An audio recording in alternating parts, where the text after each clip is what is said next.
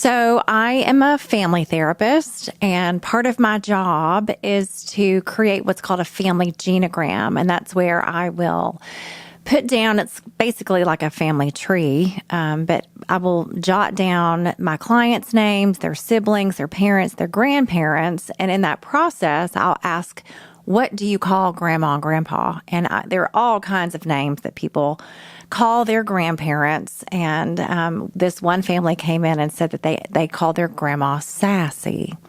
And that's when Angel started singing behind me. And I thought, I am claiming that name. Went home and told my kids, I just want you to know right here and now that when you have my grandchildren, that they're going to be calling me Sassy. So fast forward, and my 13-year-old son was in the car with me, and I told all four of my kids, I just want every one of you to know that I hate this minivan that I've been driving.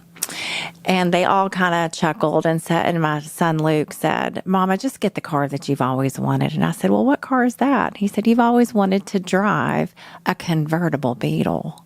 And I said, Luke, I cannot drive a Beetle right now. I've got 4 kids. And he said, well, why not? Well, long story short, Rebecca was about to turn 16. And I thought, well, he's got a point. I could give my daughter my minivan, and I can go get me a Beetle. So funny enough, my neighbor was selling his green convertible Beetle in the middle of the winter. And my blessed husband said, just go do it. So I did.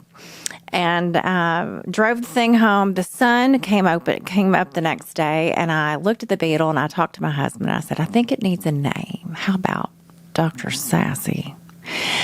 And we thought, I wonder if there's a license plate. So he went in the house and he looked up a license plate, Dr. Sassy, and guess what? It was there waiting on me.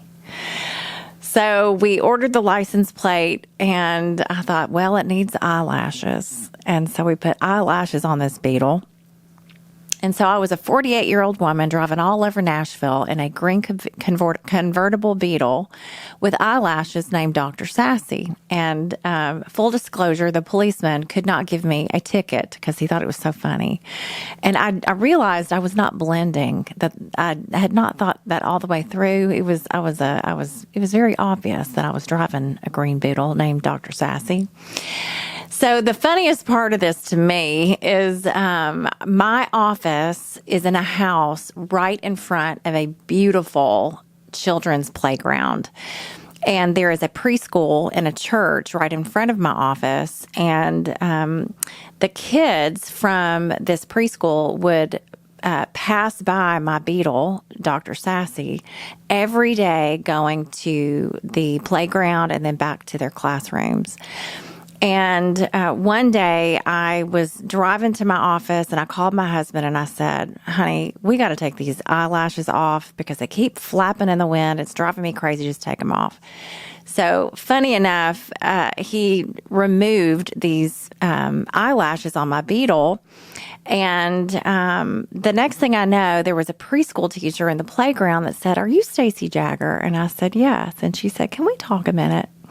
I said, sure. And she said, I just want you to know that the children here at this preschool are very, very sad.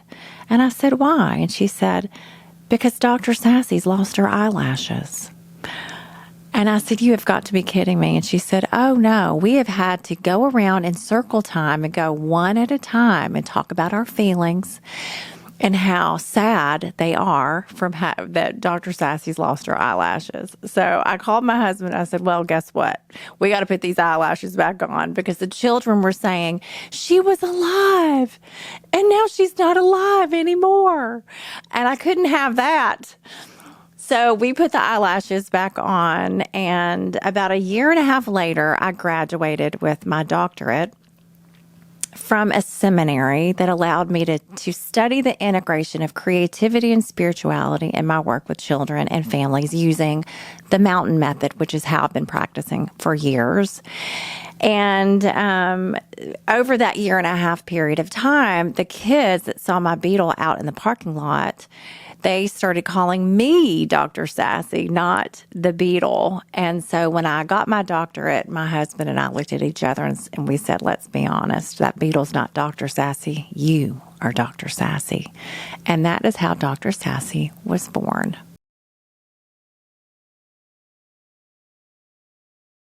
So my claim to fame is I was the town drunks kid of Nashville, which happens to be my hometown. And I was raised in a great deal of violence, domestic violence. My father was a lifetime alcoholic. We were evicted 15 times by the time I left home at 16 years old.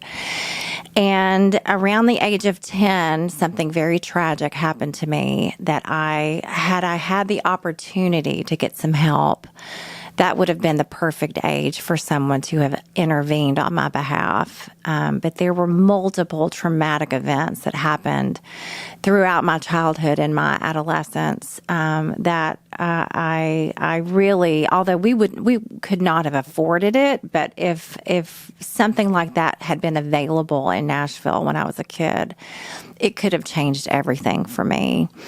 Fast forward, and around 2008, we had a really interesting economic crisis in our country, and I had the opportunity to really get honest with myself that I needed to go back to school. And because of all of the many therapists, coaches, pastors, mentors that God had put into my life through the years, I intuitively knew that although I didn't think I was smart enough to go back to graduate school, I was willing to try. Things were pretty tight at home, and I needed to go back to work. So I said to myself, I don't know if I'm smart enough to pass this graduate entrance exam, but I'm going to try. So I tried and I passed. And then I thought, well, I don't know if they're going to like me and let me into this school, but I tried and they let me in.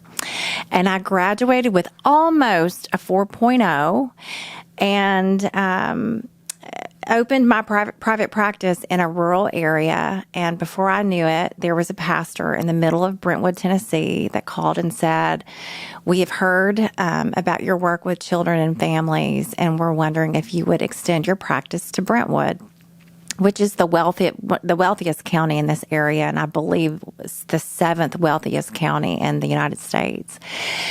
I was pregnant at the time, and so I initially declined and said no. But they called back and said, if you'll please reconsider, your rent here will be $1 a year. And I called my dear mentor at the time, Dr. Ted Klontz, and he asked me a very interesting question that allowed me to realized that there was a divine open door for me to extend my practice to Brentwood, which was many years ago. And over the last, I started out in working with foster kids and case management and community mental health, and then went directly into private practice after working with a nonprofit. And over the many years that I've been working with children and families, it's probably been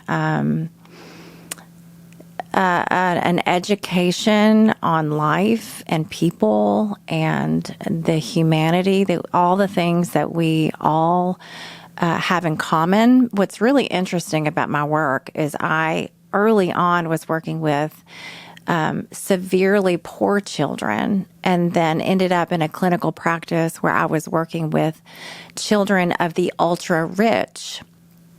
And I found it really interesting that there's a lot of similarities. And because of my work with kids when I was in my adolescent years, I actually babysat for Johnny Cash's grandchildren for a little minute on Tyne Boulevard, and worked with all kinds of Bellmead type families. So I was raised close to a very wealthy area where I was babysitting and nannying for many wealthy families. And yet I had been raised on the other side of the tracks where I, you know,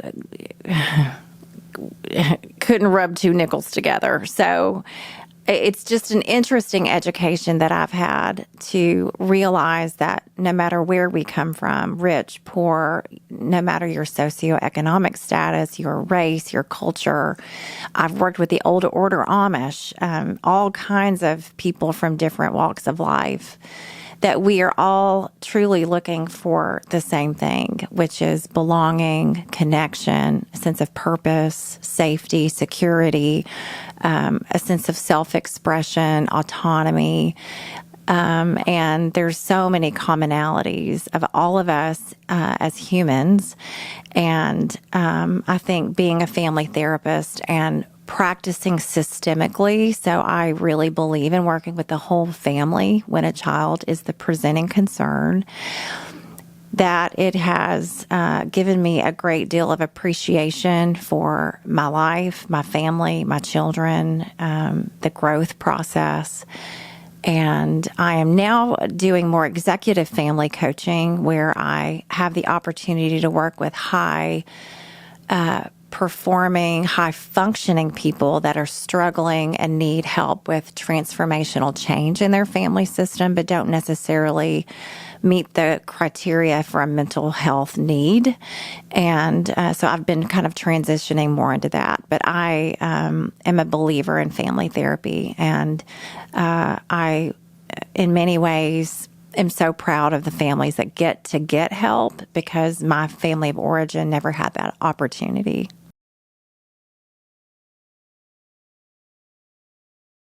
I did grow up in Nashville. I grew up in the west side of Nashville in the Bellevue, Westmead area. And as I've shared before, I was raised in an alcoholic home and suffered from a great deal of disconnection. I was parked in front of a television most of my childhood. I can tell you, I was like the walking TV guide as a kid. I woke up and watched Let's Make a Deal, Guiding Light, Wheel of Fortune, General Hospital, One Life to Live, All in the Family, the Jeffersons. I think the Wheel of Fortune came on again. Yeah. So, but in many ways, I survived by smiling. I smiled to survive. And what's really interesting, if you have a big smile, you can trick a lot of people. And in many ways, I was a cheerleader and used that sense of energy and the ability to pretend that I was genuinely happy, but I was internally suffering deeply. And so I just would love to share that for those of you that smile a lot, it really is okay to be authentic. And when you're happy, you can smile. And when you're sad, you can cry. And when you're sleepy, you can sleep, and all the things. So I think that I unintentionally tricked a lot of people as a kid, helping them or hoping that they would believe that I was okay, but I really wasn't. It really wasn't until I was about 19 years old that I had the opportunity to get a lot of help, and that was almost 32 years ago, because I'm only 20. Actually, I'm almost 52. But I've spent the last 32 or so years integrating challenges in life and have a unique ability to help families integrate the challenges in theirs.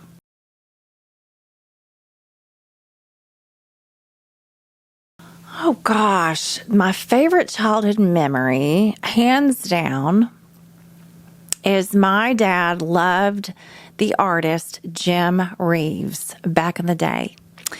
And he was a Grand Ole Opry fan. And my dad would pick up a guitar, and he probably knew, I don't know, 4 or 5 chords, not very many, but he would pick up a guitar and he would play old Jim Reeves songs, and I would harmonize with him. And I remember sitting on the floor looking up at my dad playing the guitar and connecting with music. So I can honestly say that that is my favorite childhood memory.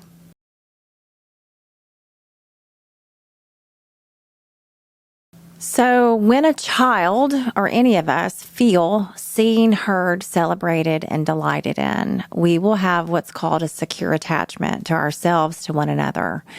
And in the work that I've done over the years through the lens of attachment and attachment styles, you will find that when you're securely attached and when your nervous system is regulated in the ventral branch of your parasympathetic nervous system, fancy, that there is an internal sense of peace, joy, connection, compassion, curiosity, calm that I think we're all searching for. And when you become your true, authentic self, it becomes more and more easy to feel that sense of connection that we are all really searching for through screens, through all different ways that we're searching for that feeling of being seen, heard, celebrated, and delighted in. But for me, I think that true, authentic connection is what I was searching for all of my childhood. And through my work, my family, the things that I love to do, like dance and sing and paint and all the creative things that I enjoy, that I have found that connection is where it's at.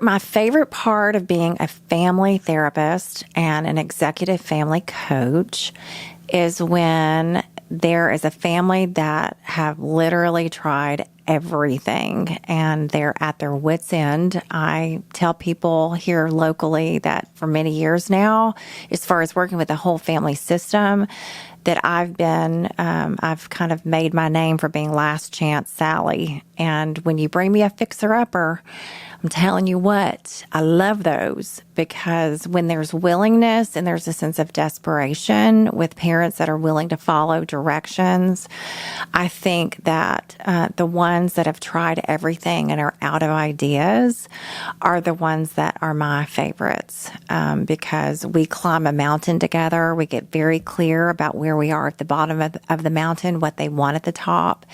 And then I collaborate with them as part of their treatment team, if you will, for typically around 3 to 6 months. It can be longer, more like 9. But I have found that when we all jump in with 2 feet and parents are allowing me to come down like on an umbrella like Mary Poppins and be a part of their family for a period of time, that the ones that are struggling the most are the ones that I love the most.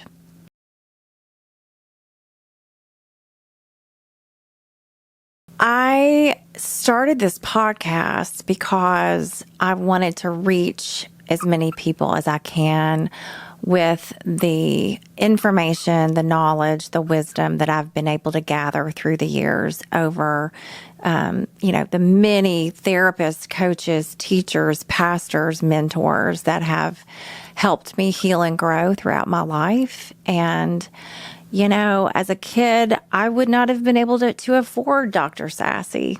And I'm hoping that there's a family somewhere that can hear my voice and what I have to say that may be in a situation just like I was in.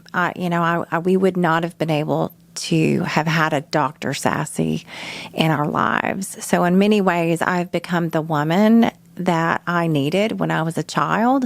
And I'm hoping that this podcast can encourage some families at home that get to listen to it for free.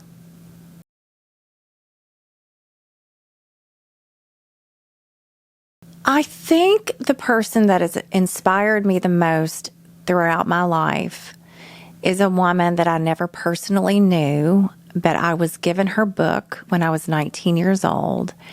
And her name was Corrie ten Boom.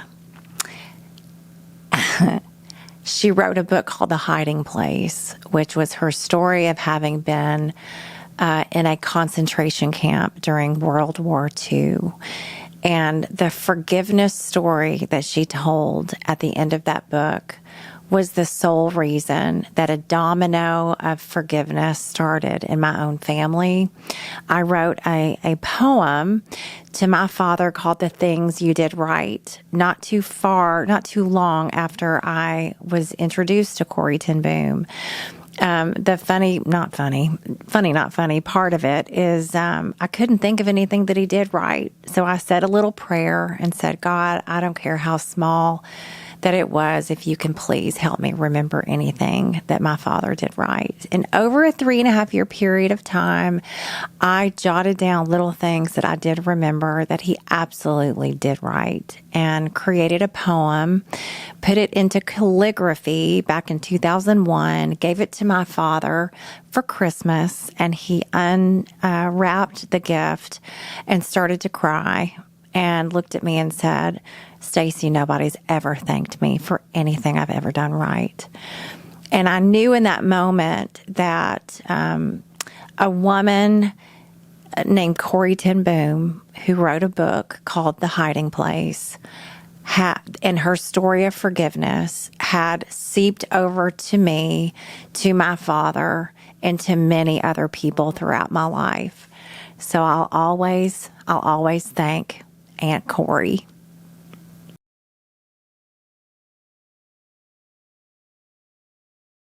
You know, I find it interesting that God did not put an ear right here and 2 mouths over here, because I think he was trying to give us the message that we're supposed to listen more than we talk. And with children, you know, whether it's their body language or their play, the way they tell me their story through their play, when you deeply listen to the heart of a child and they feel a sense of being witnessed, when they feel that there's something in you that gets that part of them, there is this synergetic knowing between a therapist and a child, a parent and a child. Even if you don't, even if they don't know your story, they can sense. Children are so intuitive; they can sense that there's a sense of safety about you, that they can open up what's really going on with them. And I believe that exquisite listening of children is very important, and the distractions that we have in our culture today with multiple screens in every single room of the home has, and not just screens, but, you know, resentment and overwhelm, anxiety, all the things that we are dealing with in our culture are creating a barrier of the ability to connect well with children. And so relearning how to listen, and listen, I have my kids will tell me, like, Mom, I need you to listen. So I get corrected too. But I think it's so important that we all really get honest with ourselves, that it's time for us to step away from the distractions and get back to truly listening well to children and to each other.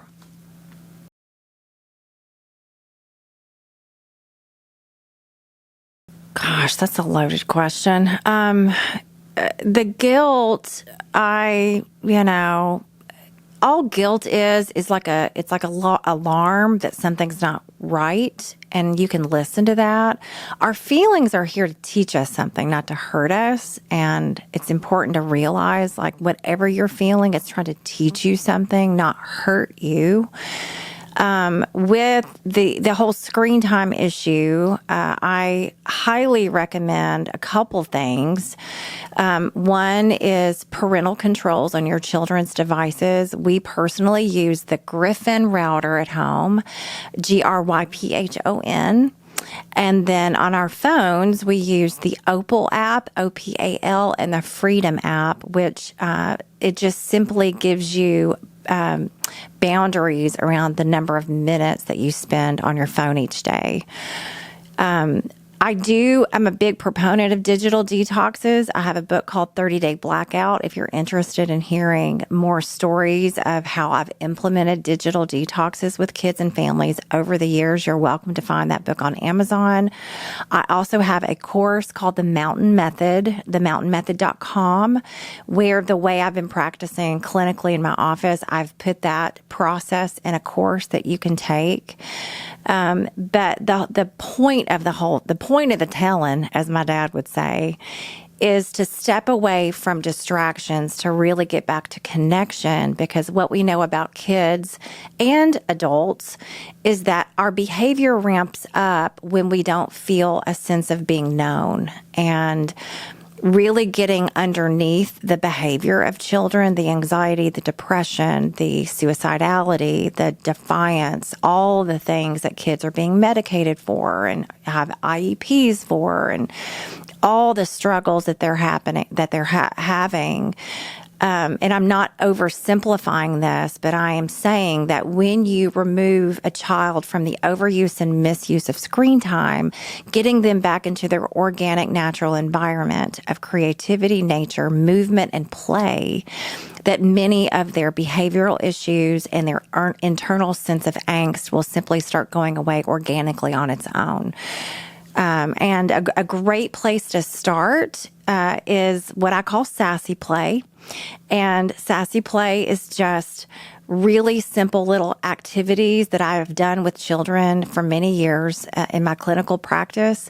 And I'll do a fun little one with my husband, who's behind this camera, and I will do it with you, and he'll do it back with me, and you'll hear his voice. I'm going to be Yeti, and you are going to be spaghetti. I'm going to use different voices saying the word Yeti, and you're going to match my voice saying spaghetti. Are you ready? Here we go. Yeti. Spaghetti. Yeti. Spaghetti. Yeti. Spaghetti. Yeti. Spaghetti. Yeti, yeti, yeti, yeti, yeti. Spaghetti, getty, getty, getty.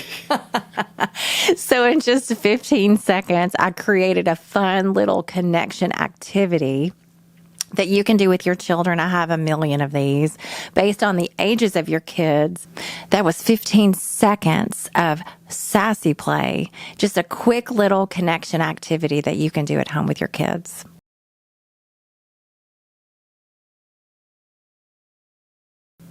What comes to me is that relationships are sacred.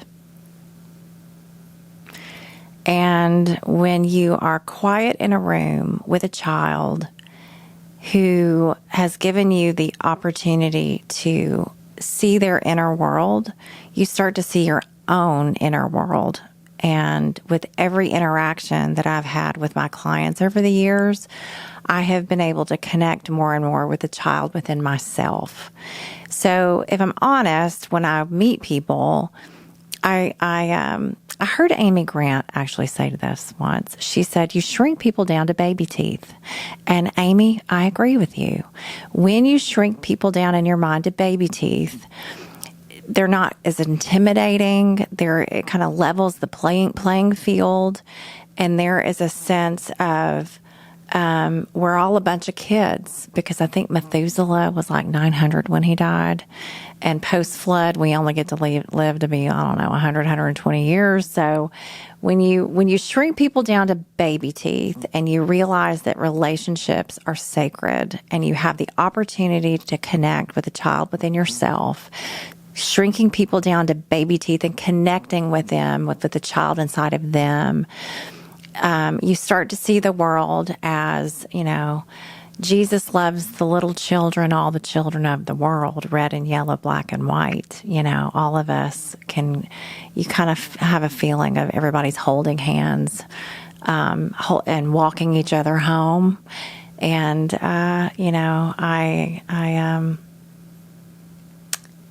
I've not had a chance to travel the way that I hope to, but as I continue to travel and meet new people, I hope that I can inspire them to see that we really are walking each other home, red and yellow, black and white, fat and skinny and rich and poor and Amish and English and Baptist and Muslim and whatever it is,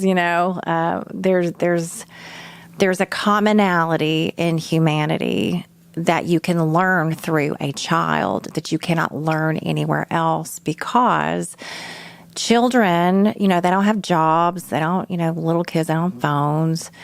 They're just present in the moment. And so when you learn from a child to be present in the moment that you're in, you realize that that is all any of us have anyways.